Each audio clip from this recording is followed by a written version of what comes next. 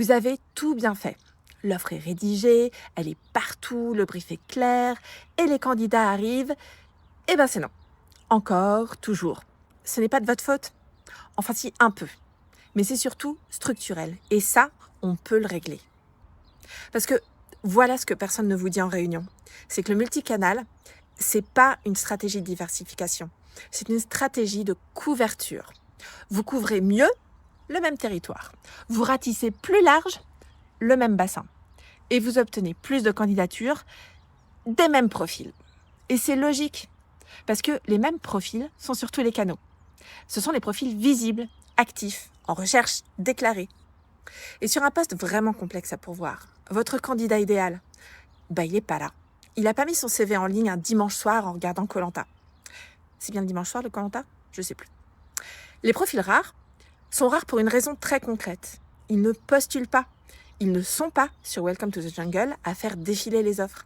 Ils n'ouvrent pas l'alerte de l'APEC. Ils ne scrollent pas sur JobUp à 23h. Ils ne répondent pas à Indeed. Et franchement, qui leur en voudrait ? Et sur LinkedIn, parce que là oui, ils y sont, on va pas se mentir. Mais ils sont pas là pour chercher un emploi. Ils sont là pour exister professionnellement. Partager un article, commenter, avoir l'air super occupé. Un peu comme nous tous. Donc, quand vous diffusez une offre sur 10 canaux en même temps, vous ne ratez pas ces profils parce que vous n'êtes pas assez présent. Vous les loupez parce que la méthode ne les atteint tout simplement pas. Parlons LinkedIn. Parce que c'est là que la majorité des recherches complexes se jouent. Et c'est là encore que les illusions sont les plus confortables. LinkedIn, c'est un réseau social. Son moteur de recherche est conçu pour remonter les profils les plus actifs, les plus bavards, les plus visibles. Ceux qui publient les fameux carousels sur les 5 leçons que j'ai apprises en changeant de poste. Bon, vous voyez le tableau. Sauf que, et c'est là que ça devient vraiment intéressant, 58% des candidats sur LinkedIn ne rédigent aucune description pour leur poste actuel. Aucune. On parle de la majorité des gens. Ces profils-là sont fantômes pour un moteur de recherche classique. Ils n'apparaissent pas dans vos 10 premiers résultats, parfois même pas dans vos 50 premiers. Alors, ils existent, ils bossent, ils évoluent, mais pour l'algorithme, ils sont aussi visibles qu'un chat noir dans une cave. Et pourtant, le bon interlocuteur, le bon message, le bon moment, pour certains d'entre eux, ça change tout.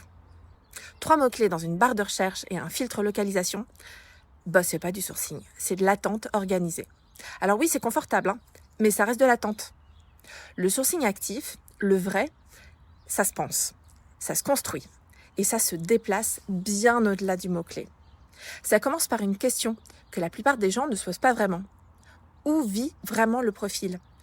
Pas où est-ce qu'il devrait être selon la théorie. Concrètement, où est-ce qu'il est dans son quotidien professionnel et digital ? Est-ce qu'il intervient en conférence ?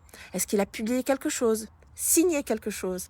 Est-ce qu'il a un GitHub, un portfolio, un compte sur une plateforme de niche qu'on n'a jamais visité de sa vie ?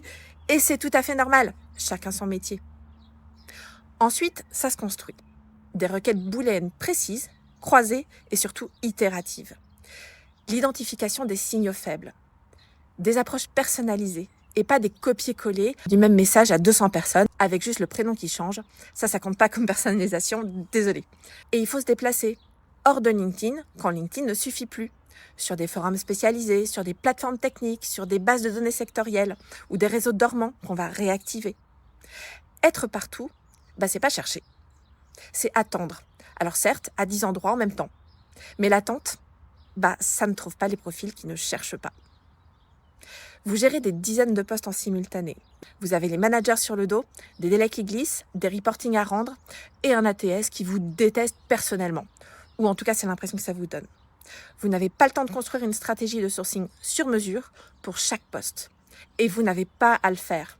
C'est exactement pour ça que les mandats de sourcing existent.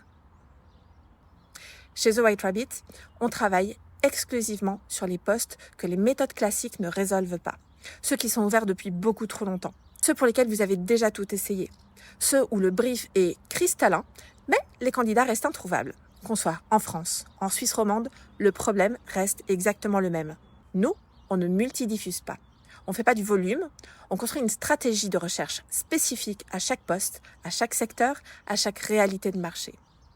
On va chercher celles et ceux qui ne cherchent pas.